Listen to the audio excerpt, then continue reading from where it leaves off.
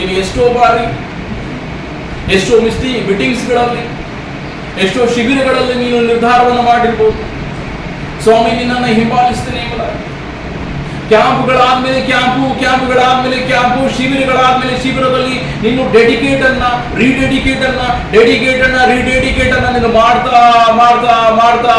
ಮಾಡ್ತಿರ್ಬೋದು.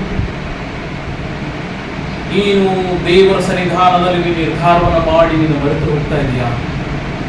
ನೀನು ಶಿಬಿರಗಳಲ್ಲಿ ನೀನು ಮಾಡಿರ್ತಕ್ಕಂತಹ ಡೆಡಿಕೇಶನ್ ಅನ್ನ, ಸ್ವಾಮಿ ನಾನು ನಿನ್ನನ್ನು ಹಿಂಬಾಲಿಸ್ತೇನೆ ಎಂಬುದಾಗಿ, ಸ್ವಾಮಿ ನಿನ್ನನ್ನು ನಾನು ಸೇವಿಸ್ತೇನೆ ಎಂಬುದಾಗಿ, ನಾನು ನಿನ್ನ ಸೇವೆಯನ್ನು ಮಾಡ್ತೇನೆ ಎಂಬುದಾಗಿ ನೀನು ಶಿಬಿರಗಳಲ್ಲಿ, ಪ್ರಾರ್ಥನೆ ಕೂಟಗಳಲ್ಲಿ ನೀನು ತೆಗೆದುಕೊಂಡಂತಹ ನಿರ್ಧಾರವನ್ನ ಮರೆತು ಹೋಗಿದೆಯಾ?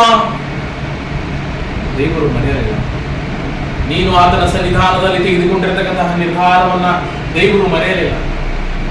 ದೇವರಿಗೆ ಗೊತ್ತು, ನನ್ನ ಮಗನು ಆ ಶಿಬಿರದಲ್ಲಿ ಮಾಡಿರ್ತಕ್ಕಂಥ ನಿರ್ಧಾರವನ್ನ ಏನಾಗಿದೆ, ಆ ಪ್ರಾರ್ಥನೆ ಕೂಟಗಳಲ್ಲಿ ನನ್ನ ಮಗನು ನನಗಾಗಿ ಮಾಡಿರ್ತಕ್ಕಂಥ ನಿರ್ಧಾರ ಏನು ಎಂಬುದಾಗಿ ದೇವರಿಗೆ ಎಲ್ಲವೂ ಗೊತ್ತು.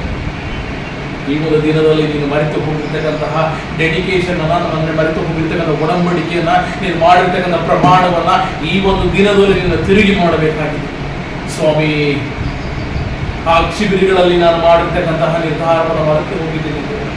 Today I am going to rededicate myself, Lord. ನನ್ನನ್ನು ನಾನು ತಿರುಗಿ ಪ್ರಮಾಣವನ್ನು ಮಾಡ್ತೇನೆ ಕರ್ತನೇ.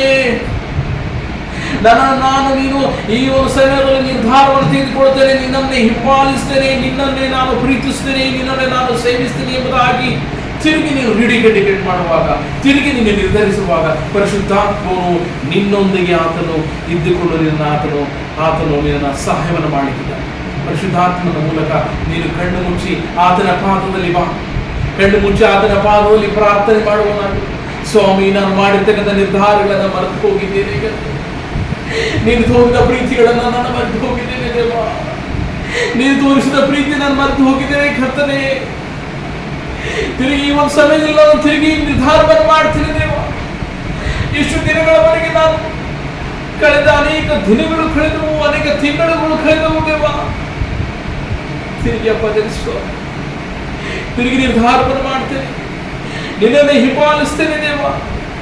ನನ್ನನ್ನು ಬಲಪಡಿಸು, ನನ್ನ ನಡೆಸು, ನನ್ನೊಂದಿಗೆ ಮಾತನಾಡು ಎಂಬುದಾಗಿ ನಿನ್ನ ಪ್ರಾರ್ಥನೆ ಮೂಲಕ ಆತನ ಪಾದದಲ್ಲಿ ಬರುವಾಗ ದೇವರು ನಿನ್ನನ್ನು ಮಾತನಾಡಲಿಕ್ಕಿದ್ದಾನೆ, ಆತನು ನಿನ್ನನ್ನು ನಡೆಸಲಿಕ್ಕಿದ್ದಾನೆ. ಆತನ ಪಾದದಲ್ಲಿ ಪ್ರಾರ್ಥನೆ ಮಾಡಬೇಕು.